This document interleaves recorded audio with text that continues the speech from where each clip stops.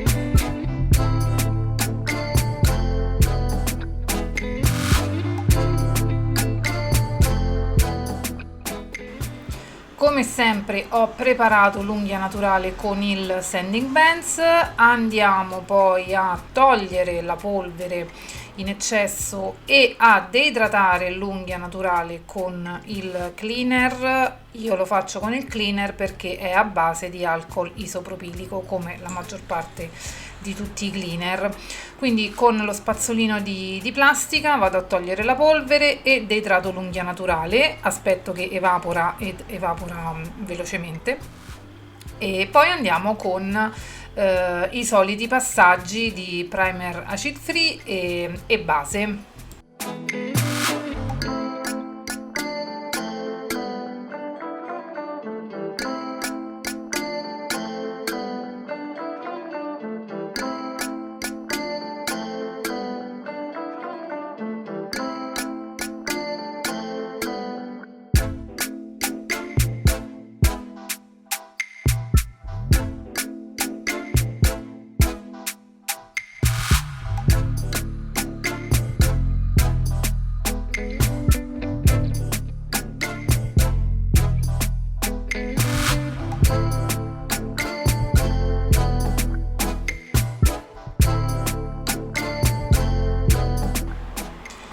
Allora, qui sto andando appunto a rifilare con questo acrigel di B-Nail che è il colore Rouge. Quello che vedete nel tappino in cui intingo il pennello è cleaner, semplicemente cleaner, lo metto nel tappino e mi trovo abbastanza comoda in questo modo.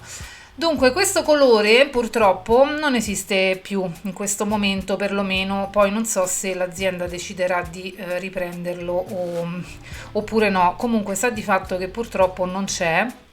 Se lo avete tenetevelo caro perché è un colore veramente interessante. E vado appunto ad utilizzarlo per fare la struttura e siccome è un colore abbastanza presente, abbastanza forte, perlomeno almeno io lo percepisco così, abbastanza forte, lo uso tranquillamente come colore finale e se faccio attenzione al giro cuticole quando sto andando a limare, se non lo tolgo troppo, lo assottiglio troppo, non si vede neanche lo stacco con l'unghia naturale, insomma non so se mi sto spiegando. E quindi mi è piaciuto molto, anche a lei è piaciuto molto questo colore che avevamo, quello che ho fresato all'inizio era questo. Non c'era nessun colore sopra, nessun semipermanente colorato o gel, era proprio il colore dell'acrigel. È piaciuto molto anche a lei e allora lo abbiamo riutilizzato. Quello che mi dispiace è che però non hanno più, ho chiesto all'azienda e non hanno più questo colore, però io ce l'ho, io ce l'ho e lo uso e quindi ve lo faccio vedere anche se in questo momento non c'è. Comunque mi piace molto utilizzare acrigel, lo state vedendo già, insomma, già da parecchio. Il pennello che utilizzo è quello di Claudia, della nostra amica di unghie Claudia e della In Stile. Comunque cerco di lasciarvi sempre anche il suo Instagram nell'info box che la potete contattare in privato. Va bene, faccio sempre i pollici prima da soli, io mi trovo in questo modo, faccio prima i pollici e poi continuo con le 4 unghie insieme.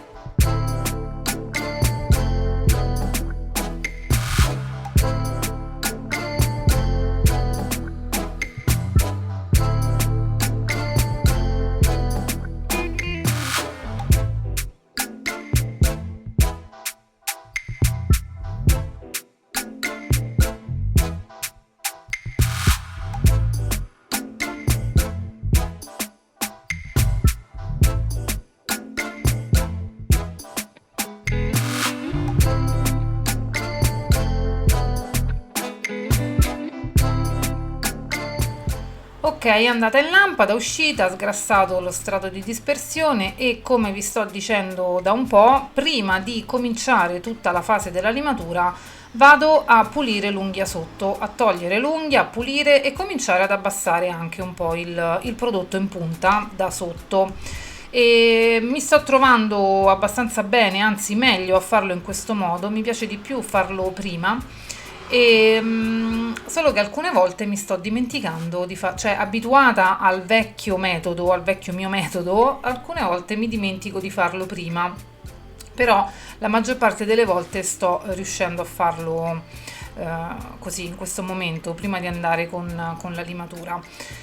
Ok, diciamo che i passaggi sono sempre gli stessi e qui di particolare, oltre alla mano della mia piccolina là sotto avete visto, di particolare c'è appunto il French che c'è alla fine, il modo, insomma va bene, c'è un po' di nail art ecco in questo refill. Quindi vi lascio a tutta la fase della limatura con la fresa, con la lima e ci vediamo dopo.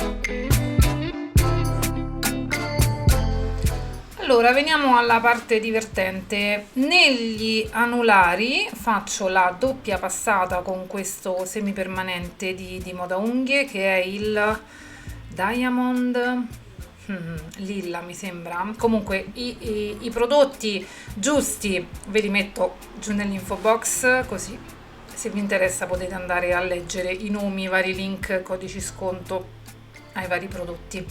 Quindi doppia passata per gli anulari, e poi con il pennellino sottile, che è sempre uno in stile, questo mi sembra che è il 7 o l'11, non ricordo se è il 7 mm, sì, probabilmente è il 7.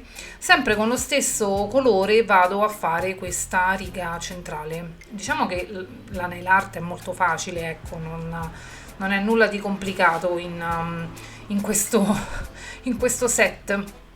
Quindi di questo faccio sì una sola passata e lo stendo un attimino abbondante, in modo che mi diventi bello coprente, bello colorato, ecco, ma no, coprente, sì, che mi sia bello coprente. Quindi faccio questa riga con il prodotto un pochino più spesso, e poi ovviamente mando in lampada. Dopodiché passiamo ai French. Le altre dita vanno con un French viola. Ho voluto provare anch'io questa nuova tecnica di fare il French con lo stamper. Allora, qui adesso lo vedete molto piccolino, perché in realtà nella foto era così molto piccolino. Io ho chiesto anche a lei se le piacesse un po' più spesso, un po' più alto, un po' più sorridente, e lei mi ha detto che in realtà le piaceva così, quindi io per carità lo faccio come a lei piace. Ora volevo chiedervi se credo di essere un po' in ritardo con questo nuovo trend, se vi interessa avere anche la mia opinione, magari un video più dettagliato su come utilizzare questo metodo, perché ha i suoi trucchetti anche questo, non è che basta che lo metti e fai, soprattutto perché si sporca l'unghia sotto se non lo fai in un certo modo. Allora, qui io l'ho voluto un attimino rendere leggermente più sorridente. Diciamo che questa era la seconda volta che lo provavo, perché la prima volta l'ho fatto durante una diretta sulle unghie di mia cugina, e poi questa diretta purtroppo non è rimasta salvata, vabbè, insomma, ho fatto un errore io e la diretta si è cancellata. E quindi era la seconda volta questo che lo facevo un po' meglio, e anche su qualcun altro. Però ho provato a farlo anche altre volte e ho capito alcune cose.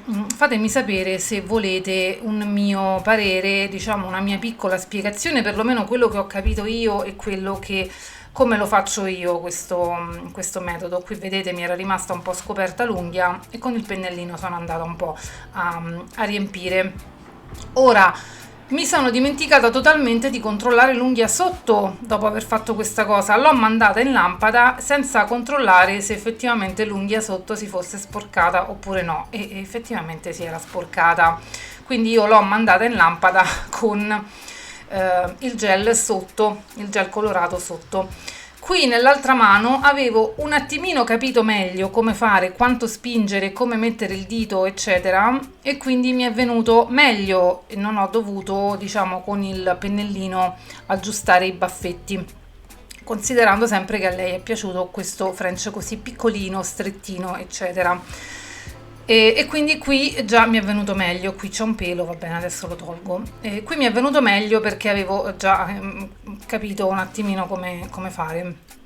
Però vi ripeto, l'unghia sotto non l'ho controllata, e infatti quando poi sono andata a sigillare e mi sono fatta venire il dubbio del colore sotto all'unghia, e ho avuto la conferma che l'unghia sotto si era sporcata. Comunque è tutto risolvibile ovviamente prima di andare in lampada, perché dopo andate in lampada il colore è polimerizzato ed è bello fissato, tant'è che dopo sono andata fuori camera con la puntina piccolina a pulire sotto, perché insomma mi piaceva togliere questo colore. Va bene, fatto questo vado in lampada e andiamo a sigillare. Dunque vi chiedo appunto se vi interessa, visto che io sono in ritardo, ormai l'hanno praticamente fatto tutti questo trend, questo video, se vi interessa fatemelo sapere nei commenti, e vediamo di fare un video un po' più specifico riguardo l'utilizzo di questo stamper per fare il French, che comunque è molto interessante, ragazzi, è veramente molto interessante. Allora, con il gel colla vado a mettere questo piccolo strass solo lì nel medio, verso la cuticola, lì sopra la riga proprio, e poi vado a sigillare e questo è il lavoretto di questo video.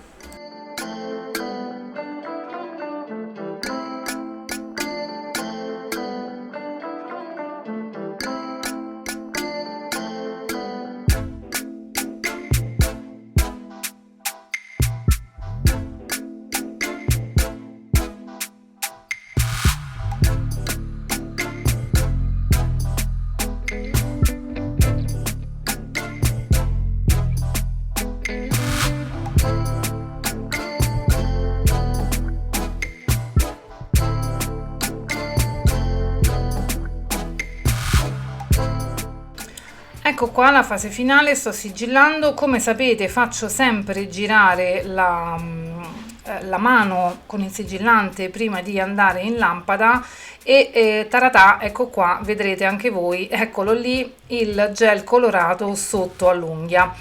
Questo è il risultato finale, io spero che vi sia piaciuto questo video, fammelo sapere con un bel like, un commentino carino anche per me, grazie. In alto a sinistra ci sono i miei social, io vi ringrazio tanto per stare qui con me, per iscrivervi al canale se ancora non lo siete. Un bacio grande grande e ciao!